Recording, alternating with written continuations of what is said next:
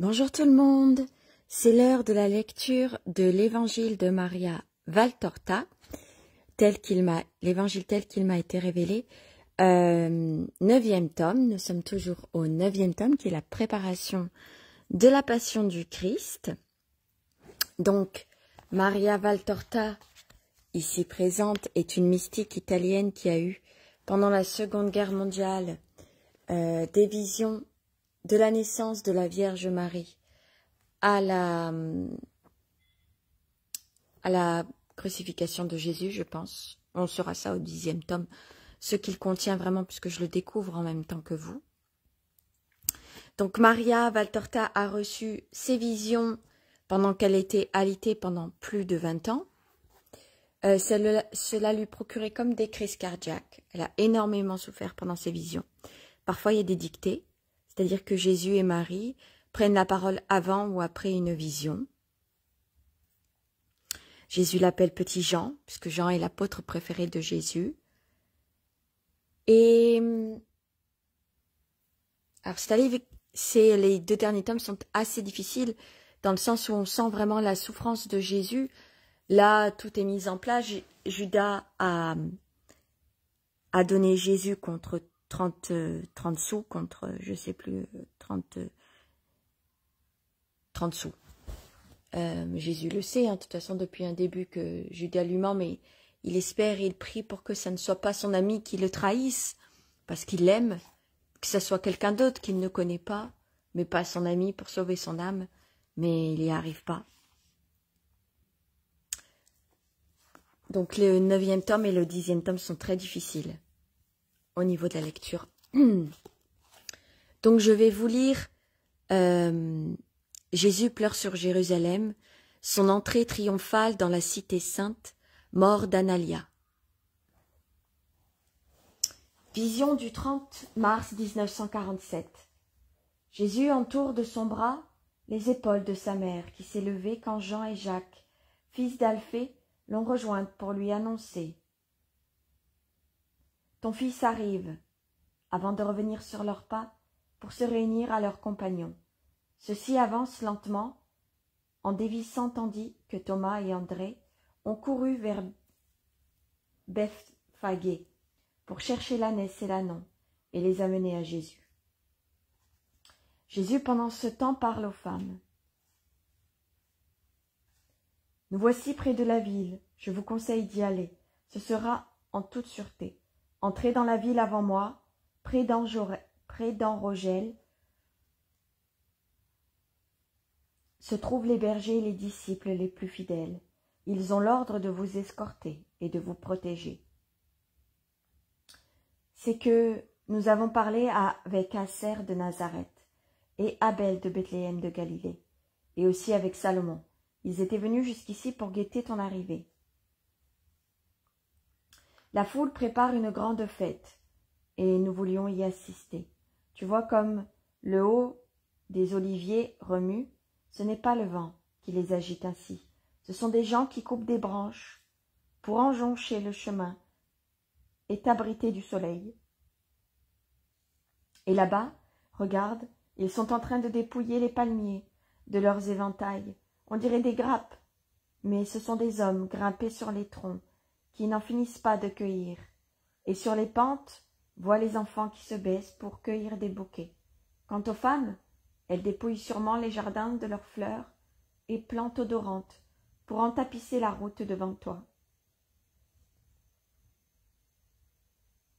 Nous voulions voir et imiter le geste de Marie-Madeleine, qui a recueilli toutes les fleurs foulées par ton pied lorsque tu es entré dans le jardin de Lazare. Demande femme de Clopas, au nom de toutes. Jésus caresse sur la joue sa vieille parente qui ressemble à une enfant désireuse d'assister à un spectacle, et lui répond: « Dans la foule, tu ne verras rien. Partez dès maintenant à la maison de Lazare, celle dont Matthias est le gardien. Je passerai par là, et vous me verrez d'en haut. » « Mon fils, tu y vas seul? Je ne peux rester près de toi, » demande Marie sa mère, en levant son visage si triste, et en fixant ses yeux de ciel sur son doux fils. « Je je voudrais te prier de rester caché, comme la colombe au creux des rochers, encore plus que ta présence. C'est ta prière qui m'est nécessaire, maman chérie.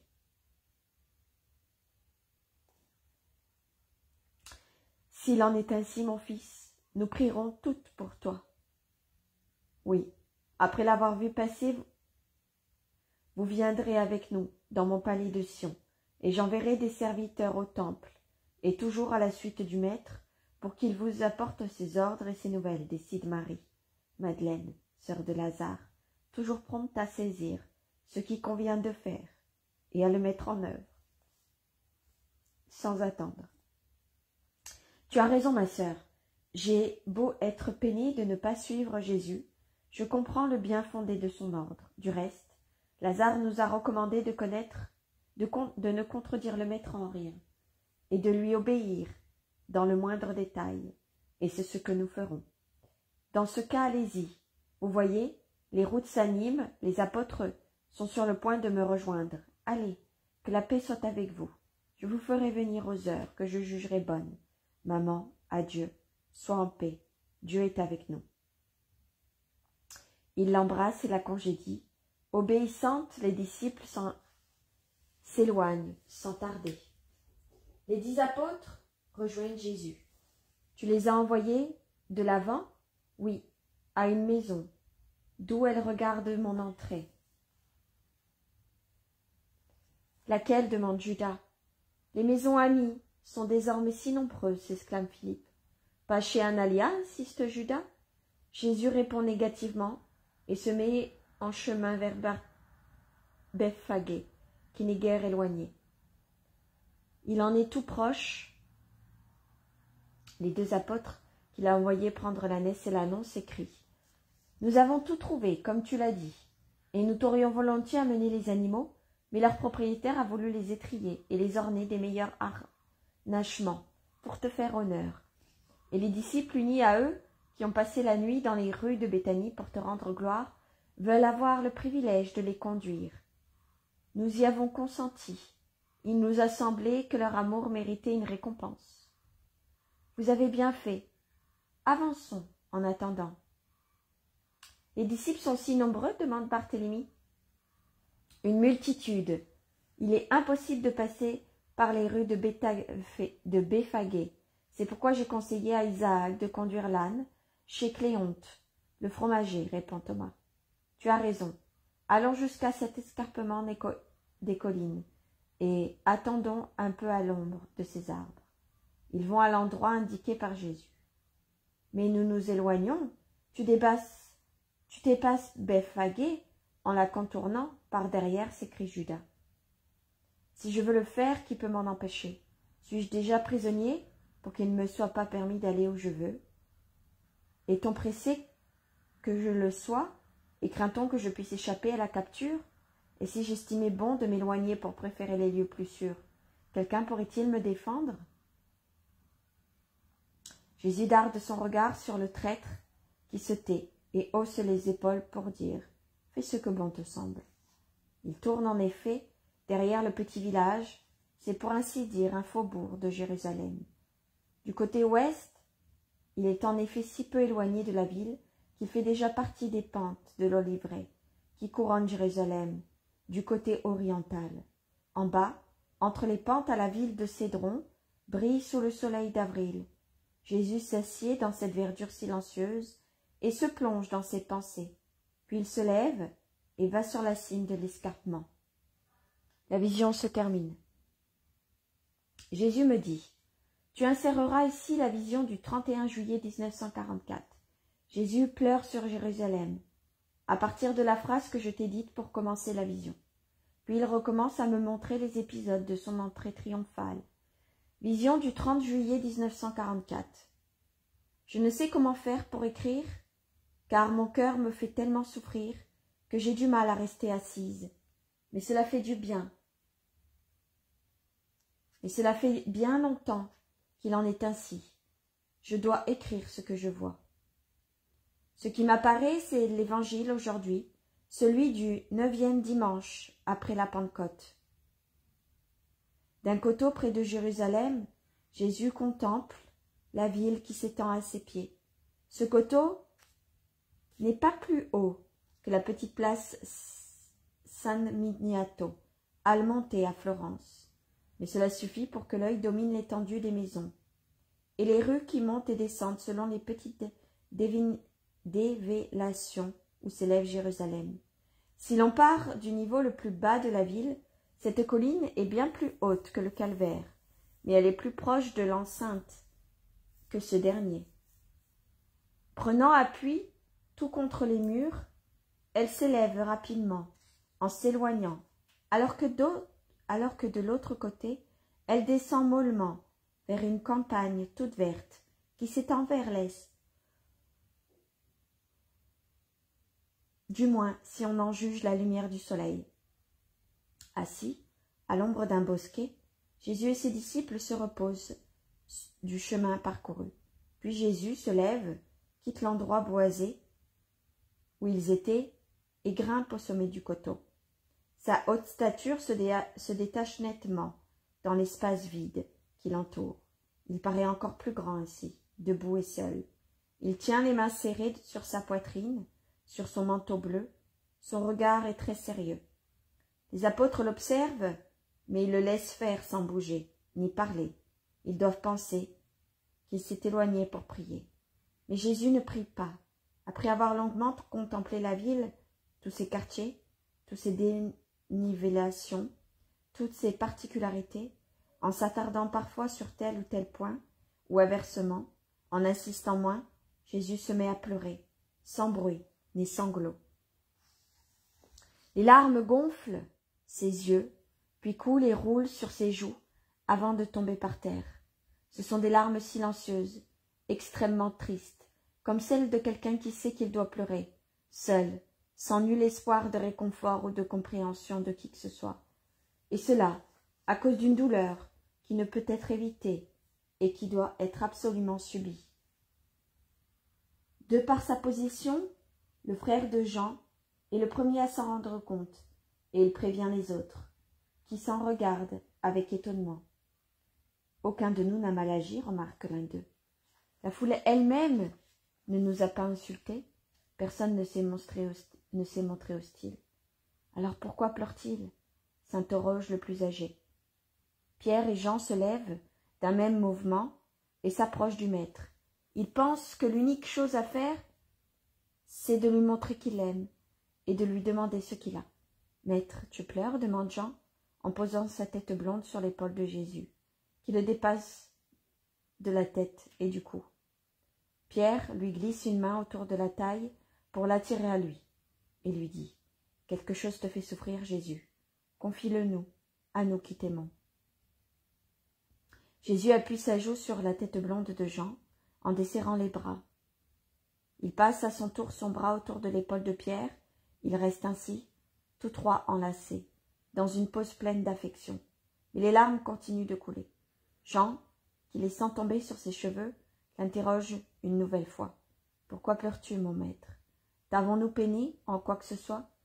Les autres apôtres se sont unis au groupe affectueux et attendent anxieusement une réponse. « Non, répond Jésus, ce n'est pas votre faute. Vous êtes pour moi des amis, et l'amitié, quand elle est sincère, est baume et sourire, jamais larmes. Je voudrais que vous restiez toujours mes amis, même maintenant que nous allons entrer dans la corruption, qui fermente et qui déprave celui qui n'a pas la ferme volonté de rester honnête. Où allons-nous, maître? Pas à Jérusalem? La foule t'a déjà salué joyeusement. Veux-tu la décevoir? Ou bien allons-nous-en en Samarie pour quelque prodige, justement maintenant que la Pâque est proche? Les questions fusent de tous côtés. Jésus lève la main pour imposer le silence, puis de sa main droite, il montre la ville en un large geste qui rappelle celui du semeur. Elle est la corruption. Nous entrons dans Jérusalem, nous y entrons, et seul le Très-Haut sait combien je voudrais la sanctifier, en y amenant la sainteté qui vient des cieux. Je souhaiterais sanctifier à nouveau cette ville qui devrait être la cité sainte, mais je ne pourrais rien faire pour elle. elle est et reste corrompue. Et les fleuves de sainteté qui jaillissent du temple vivant et qui jailliront encore davantage dans quelques jours, jusqu'à le vider de sa vie, ne suffiront pas à la racheter. La Samarie et le monde païen viendront au sein. Sur les temples mensongers s'élèveront les temples du vrai Dieu. Les cœurs des païens adoreront le Christ. Et ce peuple-ci, cette ville, lui seront ennemis. La haine de Jérusalem la poussera à commettre le plus grand péché. Cela doit arriver. Mais malheur à ceux qui seront les instruments de ce crime. Malheur. Jésus regarde fixement Judas, qui se tient presque en face de lui. Cela ne nous arrivera jamais. Nous sommes tes apôtres. Nous croyons en toi, et nous sommes prêts à mourir pour toi. Judas ment effrontément, et soutient sans rougir le regard de Jésus. Les autres s'unissent leurs protestations. Jésus répond à tous pour éviter de répondre directement à Judas. Veuille le ciel qu'il en soit ainsi, mais vous avez encore beaucoup de faiblesse en vous. Et la tentation pourrait vous rendre semblable à ceux qui me haïssent. Priez beaucoup et soyez très vigilants. Satan sait qu'il va être vaincu et il veut se venger en vous arrachant à moi. Satan rôde autour de nous, tous, autour de moi, pour m'empêcher de faire la volonté du Père et d'accomplir ma mission. Autour de vous, pour que vous vous mettiez à son service, veillez dans ces murs. Satan prendra celui qui ne saura pas être fort. Celui pour qui avoir été choisi se transformera en malédiction, parce qu'il aura réduit cette élection à des visées humaines.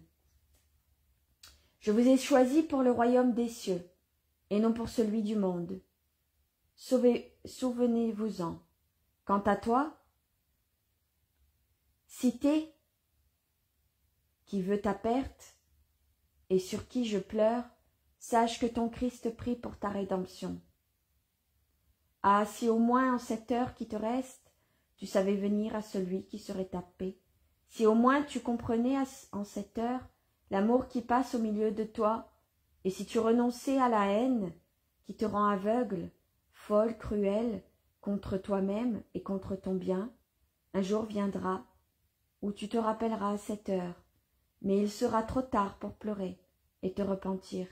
L'amour sera passé et aura disparu de tes routes. Il restera la haine que tu lui as préférée. Or cette haine se retournera contre toi, contre tes enfants, car on obtient ce qu'on a voulu, et la haine se paie par la haine.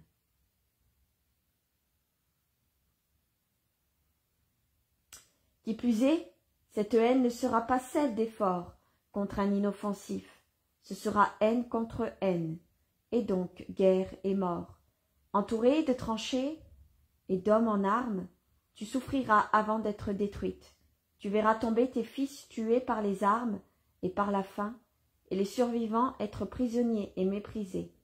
Alors tu demanderas miséricorde, et tu ne la trouveras plus, parce que tu n'as pas voulu reconnaître ton salut. Je pleure, mes amis, parce que j'ai un cœur d'homme, et les ruines de ma patrie m'arrachent des larmes. Mais ce qui est juste doit s'accomplir, puisque dans ces murs, la corruption dépasse toute limite et attire le châtiment de Dieu. Malheur aux citoyens qui sont la cause du mal de leur patrie. Malheur aux chefs qui en sont le principe, la principale cause. Malheur à ceux qui devraient être saints pour amener les autres à être honnêtes, mais qui profanent au contraire la maison de leur ministère et eux-mêmes. Venez, mon action ne servira à rien, mais faisons en sorte que la lumière brille, encore une fois, au milieu des ténèbres. Et Jésus descend, suivi des apôtres, il marche d'un pas rapide sur le chemin, l'air sérieux. J'irai jusqu'à dire presque renfrogné, il ne parle plus, et entre dans une petite maison, au pied de la colline, et je ne vois pas autre chose. La vision se termine, Jésus prend la parole. Jésus dit, La scène racontée par Luc paraît sans lien, pour ainsi dire illogique. Je déplore les malheurs d'une ville coupable, et je ne sais pas compatir aux habitudes de cette ville. Non, je ne sais pas. Je ne peux y compatir, puisque ce sont justement ces habitudes qui engendrent les malheurs. Leur vue avive ma douleur, ma colère contre les profanateurs du temple et la conséquence naturelle de ma méditation sur les calamités qui vont toucher prochainement Jérusalem. Ce sont toujours les profanations du culte de Dieu, de la loi de Dieu, qui provoquent les châtiments du ciel. En faisant de la maison de Dieu une caverne de voleurs, ces prêtres indignes et ces indignes croyants, de nom seulement, attirés sur tout le peuple malédiction et mort. Inutile de donner tel ou tel nom au mal qui fait souffrir un peuple. C'est celui-ci. Punition d'une vie de brute. Dieu se retire et le mal s'avance. Voilà le fruit d'une vie nationale indigne du nom de chrétien. Au cours des dernières décennies, comme aujourd'hui, je n'ai pas manqué, par des prodiges, de secouer les âmes et d'appeler à la conversion. Mais comme alors, je n'ai attiré sur moi et mes instruments que moquerie, indifférence et haine. Pourtant les individus et les nations doivent se souvenir que leurs larmes sont vaines s'ils n'ont pas voulu reconnaître leur salut auparavant. C'est en vain qu'ils m'invoquent, quand à l'heure où j'étais avec eux, ils m'ont chassé par une guerre sacrilège, qui en partant de conscience particulière, vouée au mal, s'est répandue dans toute la nation. Les patries sont sauvées, moins par les armes que par une manière de vivre qui attire les protections du ciel. Repose-toi, petit Jean, et je fais en sorte d'être toujours fidèle au choix que j'ai fait de toi. Va en paix, quelle fatigue, je n'en peux plus, vraiment plus. Et Jésus arrête de parler. Voici une autre vision, du 30 mars 1947. À peine Jésus a-t-il le temps d'entrer dans la maison pour en bénir les habitants, que l'on entend les grelots tintanabuler joyeusement, ainsi que des voix en fête. Peu après, le visage émacié et pâle d'Isaac apparaît dans l'ouverture de la porte, et le fidèle berger entre et se prosterne devant son Seigneur. Dans l'encadrement de la porte, grande ouverte, se pressent de nombreux visages, et d'autres apparaissent derrière. On se bouscule, on s'entasse, on veut avancer, des cris des femmes, des pleurs d'enfants s'élèvent au milieu de la cohue, ainsi que des salutations, des cris joyeux. Heureux jour qui te ramène à nous, paix à toi Seigneur. C'est un joyeux retour, Maître, pour récompenser notre fidélité. Jésus se lève et fait signe qu'il va parler. Tout le monde se tait, et on entend nettement sa voix. Paix à vous. Ne vous bousculez pas. Nous allons monter ensemble au temple. Je suis venu pour être avec vous. Paix, paix. Ne vous faites pas de mal. Faites place, mes bien-aimés. Laissez-moi passer et suivez-moi, pour que nous entrions ensemble dans la cité sainte. Les gens obéissent, tant bien que mal, et s'écartent assez pour que Jésus puisse sortir. Il prend l'ânon, qui n'a jamais été débourré jusqu'alors, et monte au-dessus de riches pèlerins qui se pressent dans la foule. Étendant alors sur le dos de l'animal leur somptueux manteau, un homme met un genou à terre et fait de l'autre un marchepied pour le Seigneur, qui s'assied sur sa monture. Le voyage commence. Pierre marche à côté du maître, et de l'autre côté Isaac tient la bride de l'ânon. Bien que celui-ci ne soit pas habitué à jouer ce rôle, il avance paisiblement, sans s'emballer. Il ne s'effraie même pas des fleurs lancées vers Jésus, qui atteignent souvent les yeux et le museau de l'animal, ni les branches d'olivier et des feuilles de palmier agitées devant et autour de lui, jetées par terre avec des fleurs pour servir de tapis, ni les cris de plus en plus fort. Hosanna au fils de David, qui s'élève vers le ciel serein, pendant que la foule se tasse de plus en plus et grossit à cause des nouveaux venus. Passer par Béphagé et ses étroites rues sinueuses n'est pas chose facile. Les mères doivent prendre leurs enfants dans leurs bras et les hommes protéger les femmes de coups trop violents.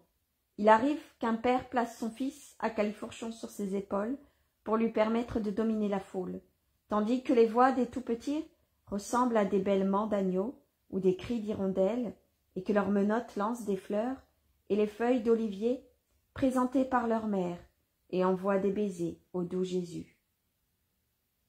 Une fois sorti des rues étroites de la bourgade, le cortège se remet en ordre et se déploie, et de nombreux volontaires vont de l'avant pour prendre la tête du groupe et désencombrer le chemin. D'autres les suivent en jonchant le sol de branches, et quelqu'un, le premier, jette son manteau pour servir de tapis, imité par un autre, puis par 4, 10, 100, 1000 personnes. Le centre du chemin est composé d'une bande multicolore de vêtements, étendus sur le sol. Après le passage de Jésus, ils ont repris et porté en avant, avec d'autres et encore d'autres, et toujours plus de fleurs, de branchages, de feuilles de palmier, s'agitent ou sont jetés par terre. Des cris plus forts s'élèvent tout autour en l'honneur du roi d'Israël, à l'adresse du fils de David et de son royaume.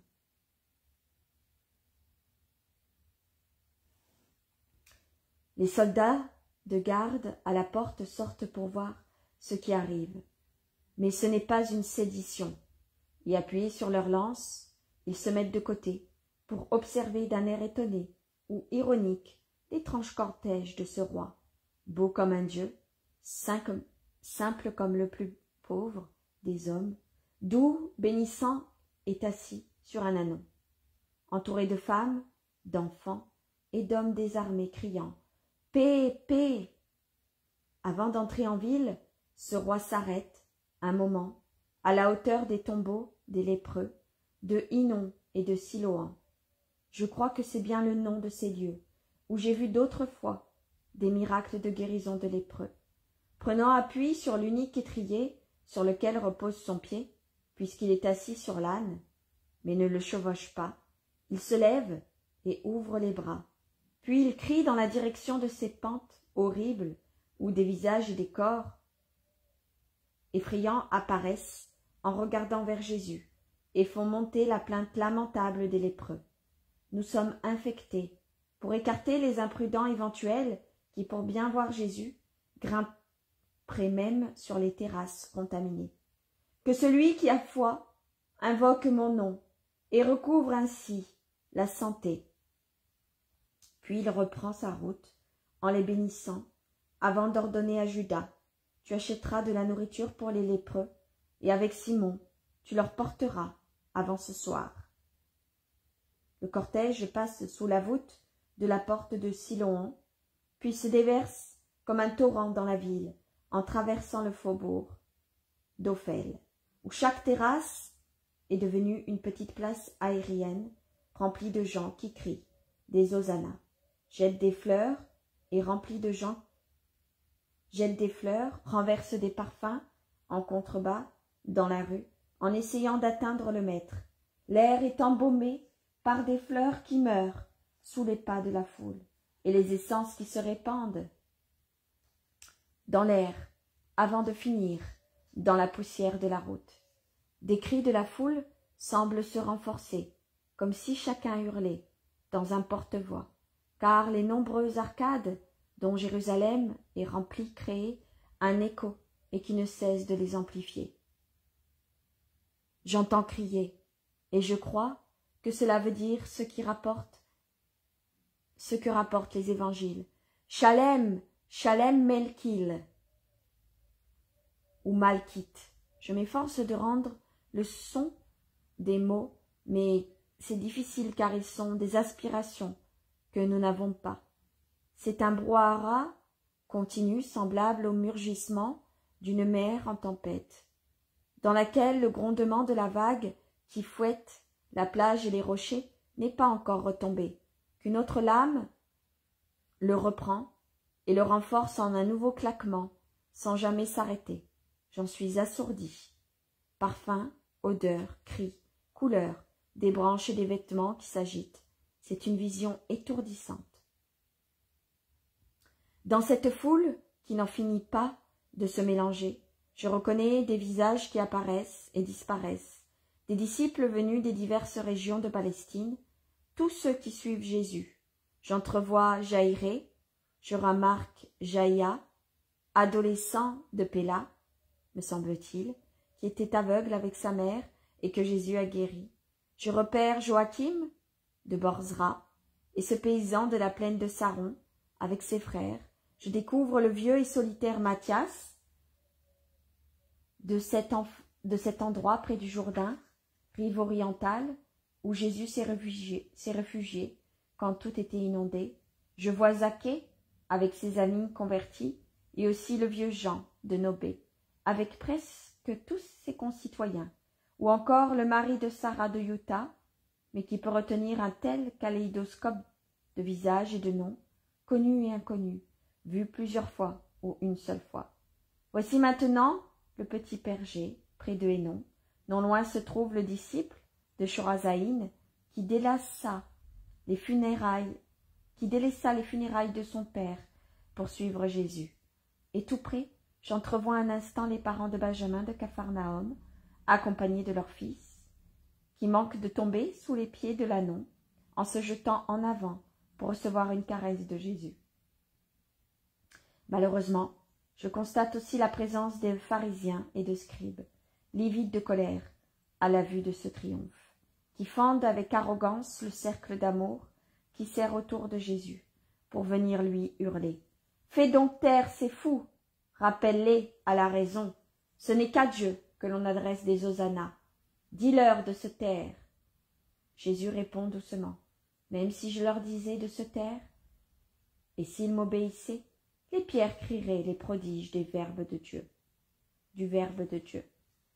En effet, les gens crient « Hosanna, Hosanna au fils de David, béni soit celui qui vient au nom du Seigneur. Hosanna à lui et à son règne. Dieu est avec nous. L'Emmanuel est venu, il est venu le royaume du Christ, du Seigneur. Hosanna, Hosanna, sur la terre et au plus haut des cieux. Paix, paix mon roi. Paix et bénédiction à toi, roi saint. Paix et gloire dans les cieux et sur la terre. Gloire à Dieu pour son Christ. Paix aux hommes qui savent l'accueillir. Paix sur la terre aux hommes de bonne volonté. Et gloire au plus haut des cieux. Car l'heure du Seigneur est venue. Cette dernière acclamation provient du groupe compact des bergers, qui répètent ce qu'ils ont entendu à la Nativité.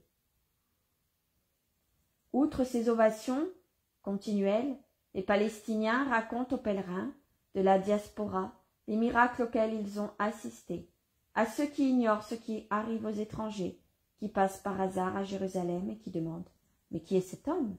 Que se passe-t-il » Il explique « C'est Jésus, Jésus le maître de Nazareth, de Galilée, le prophète, le Messie du Seigneur, le promis, le saint. » D'une maison dont le cortège a dépassé depuis peu la porte, car la marche est très lente, dans une telle confusion, sort un groupe de robustes jeunes gens, portant en l'air des vases de cuivre, pleins de charbon, allumés d'encens, qui brûlent en répandant des volutes de fumée odorante. Leur geste est bien vu, et l'on imite. Plusieurs courent en avant ou reviennent en arrière, vers leur maison, pour se faire donner du feu et des résines odorantes, afin de brûler, en hommage du Christ. La maison d'Analia apparaît, la terrasse est entourée d'une guirlande de vignes, aux feuilles nouvelles qui tremblent, sous un doux vent d'avril. Sur le côté, qui donne sur la rue, se tient toute une rangée de jeunes filles, vêtues et voilées de blanc, au milieu desquelles se trouve Analia, avec des corbeilles de pétales de roses, effeuillées et de muguets qui, déjà voltigent en l'air. Les vierges d'Israël te saluent, Seigneur, dit Jean, qui s'effrayait un chemin pour venir auprès de Jésus et attire son attention. Sur la guirlande de pureté qui se penche en souriant du parapet pour joncher le chemin de pétales rouges comme du sang et de muguets blancs comme des perles. Jésus tire un instant sur les rênes et arrête l'ânon. Il lève la tête et la main pour bénir cette virginité qui lui montre son affection jusqu'à renoncer à tout autre amour terrestre. Analia se penche et s'exclame. J'ai vu ton triomphe, mon Seigneur. Prends ma vie pour ta glorification universelle. Et pendant que Jésus passe au-dessous de sa maison et poursuit son chemin, elle le salue avec un grand cri. Jésus! Alors un autre cri, bien différent, surpasse la clameur de la foule, mais les gens ont beau l'entendre, ils ne s'arrêtent pas. Ce fleuve d'enthousiasme, ce fleuve de peuple en délire ne peut s'arrêter. Et alors que le dernier flot de ce fleuve sont encore en dehors de la porte, les premiers montent déjà les pentes qui conduisent au temple. Ta mère, dit Pierre, en indiquant une maison située presque à l'angle d'une rue qui s'élève vers le mont Moria et dans lequel le cortège s'est engagé. Et Jésus lève la tête pour sourire à sa mère, qui se tient en haut parmi les femmes fidèles. La rencontre d'une importante caravane bloque la foule quelques mètres plus loin, et pendant que Jésus s'arrête, avec les autres, en caressant les enfants, que les mères lui présentent, un homme accourt et se ferait un passage en hurlant. « Laissez-moi passer, une femme est morte, une jeune fille, subitement. Appelle le maître. Laissez-moi passer, il l'a déjà sauvée une fois. » Les gens lui font place, et l'homme arrive auprès de Jésus. « Maître, la fille d'Élise est morte. Elle t'a salué de ce cri, puis elle s'est affaissée en disant « Je suis heureuse. » Et elle a expiré. Son cœur s'est brisé dans l'allégresse de te voir triomphant. Sa mère m'a vue sur la terrasse près de sa maison, et elle m'a envoyé t'appeler. Viens, maître. Alors, je vous fais juste une petite parenthèse. La jeune fille qui est décédée est la jeune vierge Analia. Analia était malade et Élise était venue la voir pour que Jésus lui sauve sa fille. Jésus a sauvé la fille d'Élise, Analia, et Analia est venue il y a quelques jours, avant le Shabbat, lui dire qu'elle voulait voir le triomphe de Jésus, mais qu'elle ne voulait pas voir sa mort, et qu'elle lui a demandé de prendre sa vie, qu'elle lui donnait sa vie en amour pour lui, en sacrifice, comme première vierge qui arrive pour l'accueillir au ciel au moment où Jésus sera crucifié. Et donc, quand elle a acclamé Jésus, elle est morte d'une crise cardiaque. Je pense que c'est une crise cardiaque. Mais c'est elle qui le souhaitait. C'est elle qui a demandé à Jésus de mourir par amour pour lui.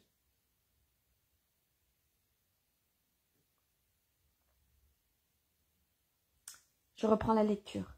Morte, Analia morte, mais hier elle était encore en bonne santé et heureuse. Tout agité, les apôtres et les bergers se regroupent. Tout le monde a pu constater la veille qu'elle était en parfaite santé. Tout à l'heure, à peine, ils l'ont vue rose, riante. Ils n'arrivent pas à y croire. Ils questionnent, s'informent, les détails. Je ne sais pas. Vous avez tous entendu ces paroles. Elle parlait fort, avec assurance. Puis je l'ai vue s'affaisser, plus blanche que ses vêtements. Et j'ai entendu sa mère crier. Je ne sais rien de plus. Ne vous troublez pas. Elle n'est pas morte.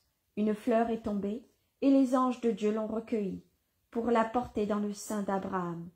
Bientôt le lys de la terre s'ouvrira, heureux, au paradis. Ignorant pour toujours de l'horreur du monde, homme, dit à Élise de ne pas pleurer. Le sort de son enfant précise qu'elle a obtenu une grande grâce de Dieu, et que d'ici 6 jours, elle comprendra de quoi il s'agit. ne pleurez pas, que personne ne pleure. Son triomphe est encore plus grand que le mien, parce que les anges escortent la Vierge pour la conduire à la paix des justes. Et c'est un triomphe éternel qui grandira sans jamais diminuer. En vérité, je vous dis que c'est pour vous tous, mais pas pour Analia que vous avez raison de pleurer. Allons. Puis il répète aux apôtres et à ceux qui l'entourent, une fleur est tombée, elle s'est couchée en paix, et les anges l'ont recueillie. Bienheureuse celle qui est pure de chair et de cœur, car elle va bientôt voir Dieu. Mais comment? De quoi est-elle morte, Seigneur? Demande Pierre qui ne peut y croire. D'amour, d'extase, d'une joie infinie. Quelle heureuse mort! Ceux qui sont loin en avant ne savent pas, ceux qui sont très en arrière pas davantage. Aussi, les hosannas continuent-ils bien qu'auprès de Jésus, ils se soient formés en un cercle de silence pensif. Ces gens qui l'auront. Ah, je voudrais connaître le même sort avant les heures qui vont venir. Moi aussi, dit Isaac, je voudrais voir le visage de la jeune fille morte, d'amour pour toi. Je vous prie de me sacrifier votre désir, j'ai besoin de vous près de moi. Nous ne te quitterons pas, Seigneur, mais cette mère n'obtiendra-t-elle aucun réconfort? Demande Nathanaël. J'y veillerai. Les voilà, aux portes de l'enceinte du temple, Jésus descend de l'Anon, qu'un homme de Bethphagée prend sous sa garde. Il faut remarquer que Jésus ne s'est pas arrêté à la première porte du temple, mais qu'il a suivi l'enceinte, jusqu'au moment où il est arrivé du côté nord, près de l'Antonia. C'est là qu'il descend et entre dans le temple, comme pour bien montrer au pouvoir dominant qu'il ne se cache pas et se sent innocent dans toute sa conduite. La première cour du temple présente le chahut habituel des changeurs, des vendeurs de colombes, passereaux et agneaux, et cette seule différence que tout le monde les a délaissés pour venir voir Jésus. Celui-ci entre, solennel, dans son vêtement de pourpre, et il tourne les yeux vers ce marché, puis vers un groupe de pharisiens et de scribes qu'il observe en dessous un portique. Son regard étincelle d'indignation. À l'improviste, il bondit au milieu de la cour, il semble voler, comme une flamme, car son vêtement flamboie sous le soleil qui inonde la cour, qu'il tonne d'une voix puissante. « Hors de la maison de mon père! Le temple n'est pas un lieu d'usure et de marché. Il est écrit « Ma maison sera appelée maison de prière. Pourquoi donc avez-vous fait une caverne de voleurs de cette maison, ou invoqué le nom du Seigneur? Hors d'ici! Purifiez ma maison, pour éviter que, au lieu de me servir de corde, je vous frappe des foudres de la colère céleste. Sortez d'ici! Hors d'ici les voleurs, les fraudeurs, les impudiques, les homicides, les sacrilèges, les tenants de la pire idolâtre, celles de l'amour-propre, orgueilleux, les corrupteurs et les menteurs. Dehors, dehors! Sinon, le Très-Haut balayera pour toujours ce lieu et exercera sa vengeance sur tout un peuple. Il ne réitère pas les coups de fouet de l'autre fois, mais comme les marchands et les changeurs tardent à obéir, il va au comptoir le plus proche et le renverse en répandant sur le sol balances et pièces de monnaie.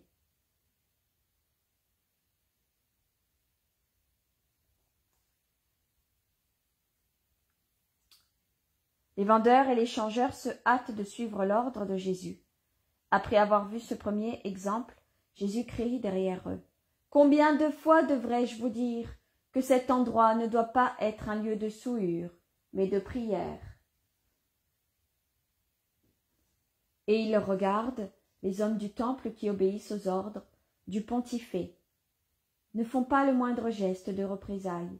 Une fois la cour purifiée, Jésus se dirige vers les portiques où sont rassemblés les aveugles, les paralytiques, les muets, les estropiés, les autres handicapés qu'il invoque à grands cris. « Que voulez-vous que je fasse pour vous ?» La vue du Seigneur, les membres, que mon fils parle, que ma femme guérisse, nous croyons en toi, ô Fils de Dieu. Que Dieu vous écoute. Levez-vous et chantez les louanges du Seigneur. Ce n'est pas un par un qu'il guérit les nombreux malades, mais il fait de la main un geste large, et grâce et guérison descendent sur les malheureux, qui se relèvent en bonne santé, avec des cris de joie, qui se mêlent à ceux des nombreux enfants, qui se serrent près de lui, en répétant « Gloire, gloire au Fils de David, Hosanna à Jésus de Nazareth, Roi des rois et Seigneur des seigneurs. » Des pharisiens s'adressent à lui en feignant le respect. « Maître, tu les entends? Ces enfants disent ce qu'il ne faut pas dire. Reprends-les, qu'ils se taisent. » Pourquoi donc? Le roi prophète, le roi de ma race, n'a-t-il pas dit, de la bouche des enfants et des nourrissons, tu as fait jaillir la louange parfaite pour confondre tes ennemis. N'avez-vous pas lu ces paroles du psalmiste? Permettez aux petits de chanter mes louanges. Elles leur sont suggérées par leurs anges gardiens, qui voient sans cesse mon Père, en connaissent les secrets et les suggèrent à ses innocents. Maintenant, laissez-moi tous aller prier le Seigneur. Passant alors devant la foule, il se rend dans la cour des Juifs pour prier. Plus tard, longeant la piscine probatique, il sort de la ville par une autre porte pour retourner sur les collines du mont des Oliviers. Les apôtres sont enthousiastes. Le triomphe leur a donné de l'assurance. Ils ont complètement oublié l'effroi que les paroles du Maître avaient suscité. Ils parlent de tout, ils brûlent d'être renseignés sur la mort d'Analia, non sans peine.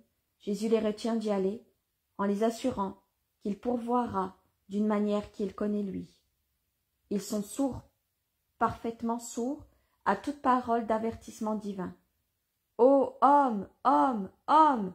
qu'un cri de louange rend oublieux de tout.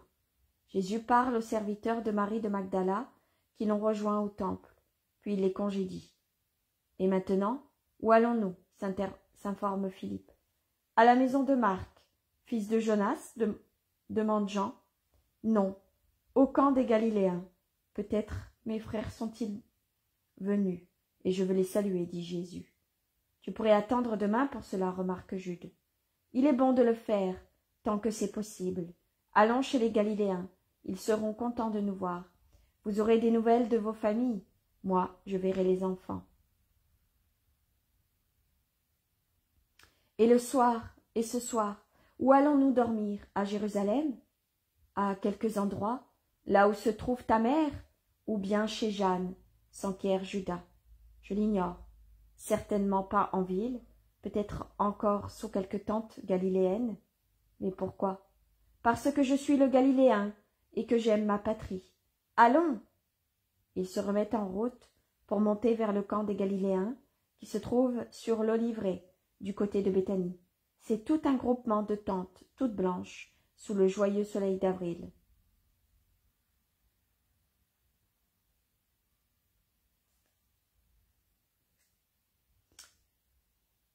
Et la vision se termine, Jésus prend la parole, Jésus dit « Ma secrétaire si patiente, place ici la vision le soir du dimanche des Rameaux, 4 mars 1945. Que ma paix soit avec toi. » Le soir du dimanche des Rameaux, les apôtres sont rappelés à la réalité, après l'ivresse du triomphe. Vision du 4 mars 1945. Par une tiède soirée de pleine lune, Jésus et les siens sont dans la paix du jardin des Oliviers. Ils sont assis sur les sièges naturels qu'offrent les talus de l'Olivet. Plus précisément, les premiers qui se présentent sur cette petite place naturelle que forme une clairière située à l'entrée de Gethsémani. Le cédron clapote en heurtant les cailloux de son lit et semble se parler à lui-même. Quelques chants de rossignol, un soupir se brise et rien d'autre. Jésus prend la parole. Après le triomphe de ce matin, Votre état d'esprit est bien différent. Que dois-je dire? Qu'il est soulagé? Oh oui. Selon l'humanité, il est soulagé. Vous êtes entré dans la ville, tout tremblant, à cause de mes paroles. Il semblait que chacun craignait pour lui-même. Les sicaires à l'intérieur des murs, prêts à l'assaillir et à le faire prisonnier. Il y a en chacun un autre homme qui se relève, qui se révèle aux heures les plus graves. Il y a le héros qui, au moment du plus grand danger, jaillit de l'homme doux que le monde a l'habitude de voir et juge insignifiant. Ce héros qui dit au combat, me voici, et à l'ennemi, à l'arrogant, mesure-toi à moi. Il y a le saint qui, alors que tous s'enfuient, terrorisés devant les tyrans qui veulent des victimes, propose « Prenez-moi en otage et en sacrifice, je paie pour tous ». Le cynique, lui, profite personnellement des malheurs de tous et rit sur le corps des victimes. Quant au traître, son courage est particulier, c'est celui du mal. Le traître, c'est l'amalgame du cynique et du lâche, qui est sur une catégorie qui se manifeste dans les heures graves. Car il tire cyniquement profit d'un malheur et passe lâchement au parti le plus fort, osant pour en tirer profit affronter le mépris des ennemis et des malédictions de ceux qui l'abandonnent. Il y a enfin le caractère le plus répandu, le lâche qui, au moment dramatique, n'est capable que de regretter d'avoir fait connaître son appartenance à un parti ou à un homme, maintenant frappé d'anathème et ne sait que s'enfuir. Ce lâche n'est pas aussi criminel que le cynique.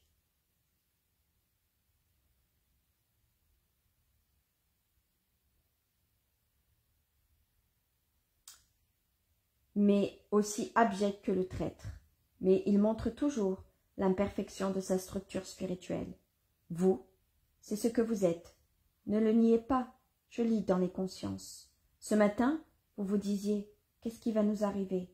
Allons-nous à la mort, nous aussi? Et la partie la plus basse gémissait.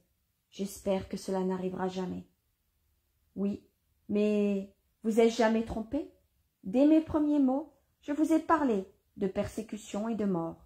Et quand l'un d'entre vous, par excès d'admiration, a voulu voir en moi un roi et a voulu me présenter comme roi, un des pauvres rois de la terre, toujours pauvre, s'il est roi, et s'il restaure le royaume d'Israël, j'ai tout de suite corrigé son erreur. Je suis roi de l'esprit, je propose privation, sacrifice, souffrance, rien d'autre. Ici sur la terre, je n'ai rien d'autre. Mais après ma mort et votre mort, dans la foi en moi, je vous donnerai un royaume éternel, celui des cieux. Vous ai-je jamais tenu un autre langage? Non. Vous dites non. À cette époque, vous répondiez même, c'est exactement ce que nous désirons.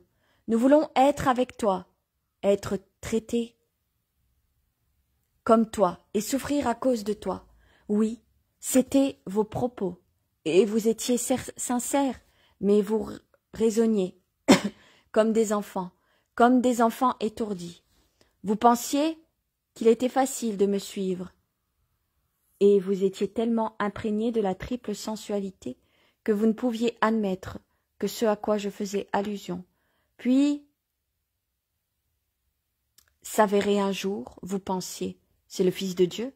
Il dit cela pour éprouver notre amour, mais lui ne pourra être frappé par l'homme. Lui qui opère des miracles saura bien en accomplir un en sa faveur. Et chacun ajoutait.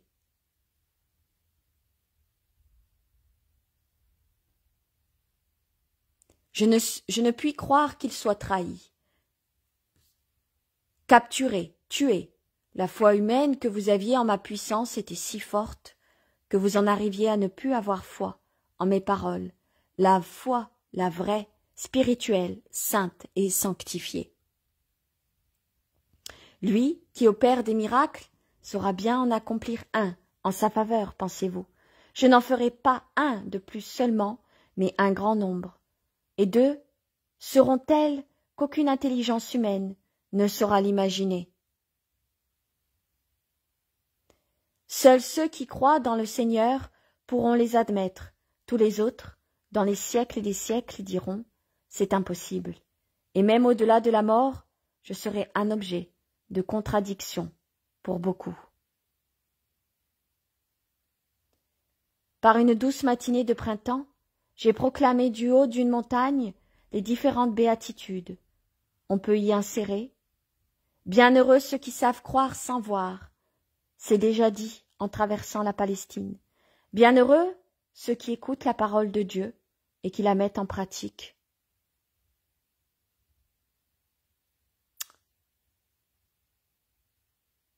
Et encore bienheureux ceux qui font la volonté de Dieu. J'en ai ajouté d'autres,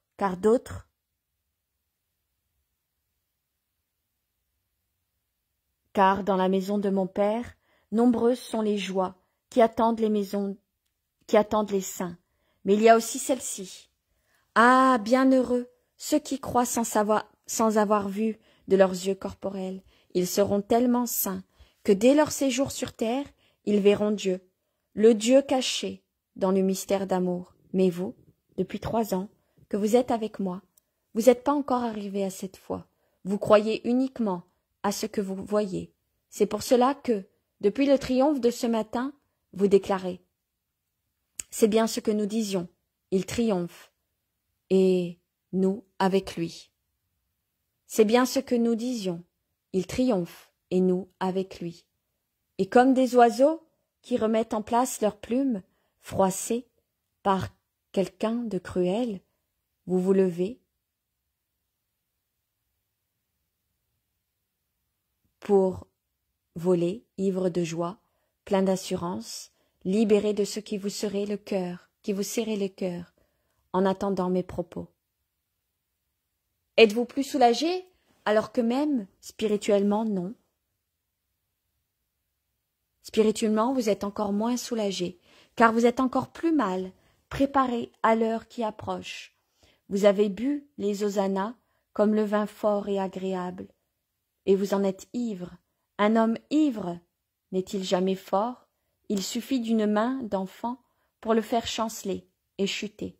C'est ce que vous êtes, et il suffira que des sicaires surviennent pour vous faire fuir, comme de timides gazelles qui voient se présenter près d'un rocher, de la montagne, le museau effilé d'un chacal, et se disperser dans les solitudes du désert, à la vitesse du vent. Prenez garde de ne pas mourir d'une horrible soif dans le sable brûlant qu'est le monde sans Dieu. Ne dites pas, mes amis, les paroles d'Isaïe quand il fait allusion à votre état d'esprit faux et dangereux. Ne dites pas, celui-là ne parle que de complot, mais il n'y a rien à craindre, il n'y a pas lieu de s'épouvanter, il ne faut pas redouter les prophéties. Israël l'aime, et nous l'avons vu. Que de fois le tendre pied nu d'un enfant foule les herbes d'un pré pour recueillir des fleurs qu'il portera à sa mère, et croit n'y trouver que cela, alors qu'il pose le talon sur la tête d'un serpent, est mordu et meurt, les fleurs cachées, le serpent.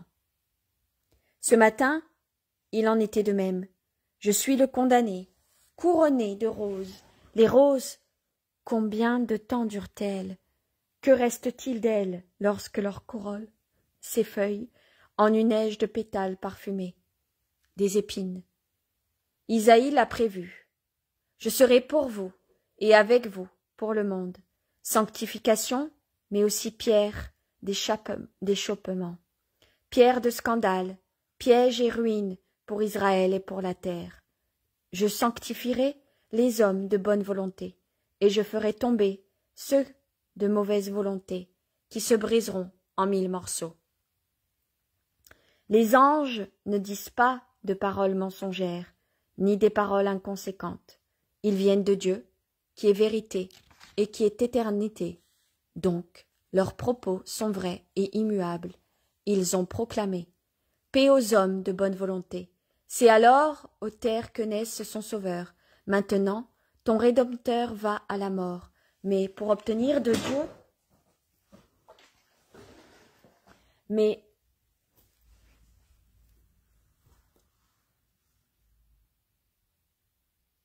Pardon, je me suis perdue. Mais pour obtenir de Dieu la paix, c'est-à-dire la sanctification et la gloire, il faut faire preuve de bonne volonté. Pour ceux qui ne l'ont pas, vaine est ma naissance, vaine est ma mort. Mon vagissement et mon râle, mon premier pas et le dernier, la blessure de la circoncision et celle de la consommation du sacrifice auront été inutiles si vous-même et les hommes, en général, n'avaient pas la bonne volonté de vous racheter et de vous sanctifier. Je vous le dis, un très grand nombre de gens trébucheront à cause de moi, qui est placé comme une colonne de soutènement, et non comme un piège pour l'homme. Ils tomberont parce qu'ils seront ivres d'orgueil, de luxure, d'avarice, enfermés dans les rets de leurs péchés, et donnés à Satan. Mettez ces paroles dans votre cœur, et scellez-les pour le disciple à venir. Allons, la pierre se lève, faisons un autre pas en avant, allons, sur la montagne.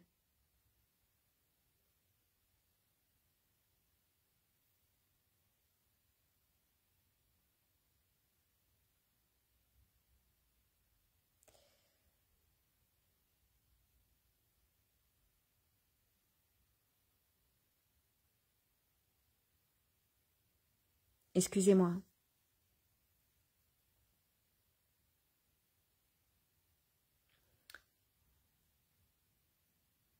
Allons, la pierre se lève, faisons un autre pas, en avant, allons. Sur la montagne, elle doit resplendir, au sommet, car c'est lui, le soleil de lumière. La lumière, l'Orient et le soleil brillent sur les cimes. Il doit être sur la montagne, car il faut que le vrai temple puisse être vu. Le monde entier, je l'édifierai moi-même avec la pierre vivante de ma chair immolée. J'en assemblerai les parties avec le mortier, fait de ma sueur et de mon sang. Et je siégerai sur mon trône, recouvert d'une pourpre vivante, le front ceint d'une couronne nouvelle. Alors ceux qui sont loin viendront à moi. Ils travailleront dans mon temple autour de lui. Je suis la base et le sommet, mais tout autour s'étendra la demeure. De plus en plus vaste, et je travaillerai moi-même mes pierres et mes artisans, comme j'ai été façonné au ciseau par le Père, par amour, par l'homme et par la haine. De même je les façonnerai.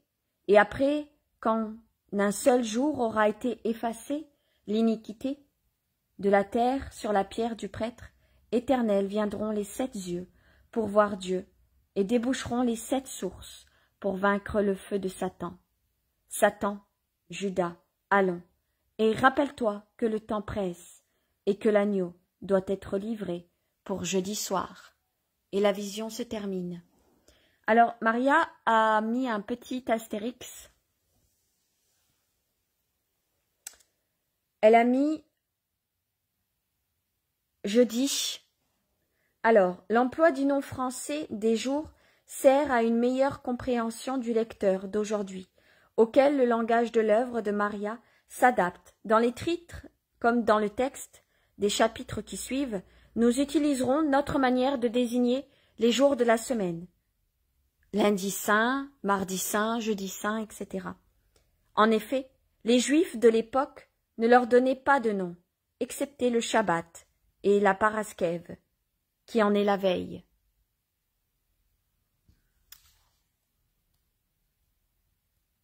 Je vais vous lire le lundi saint.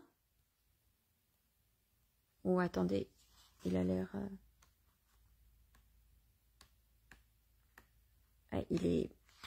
Le lundi saint, il est gros.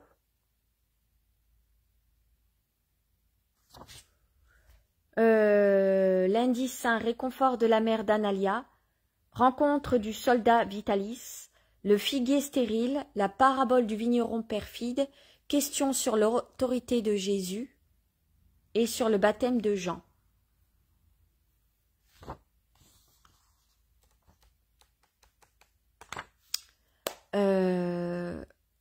Je ne sais pas si je vous le lis, quelle heure il est.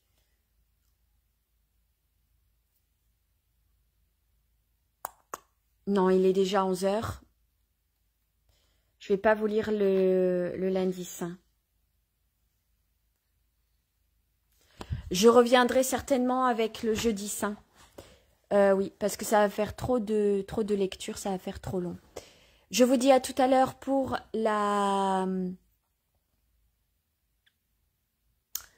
les chapelets et les neuvaines. Nous venons de voir l'entrée de Jésus à Jérusalem. Vous savez, le jour des rameaux. Là où on acclame Jésus avec les rameaux. Et je reviendrai certainement avec vous pour le jeudi saint. Je ne vais pas vous lire le lundi, le mardi, le mercredi. Si vous avez envie de le lire, vous pourrez le lire en achetant les évangiles, bien sûr. À tout à l'heure pour les chapelets et les neuvaines, ou à demain pour la lecture des évangiles. Que Dieu vous garde, que Jésus et Marie vous accordent leur paix. À tout à l'heure, bonne journée. Bisous.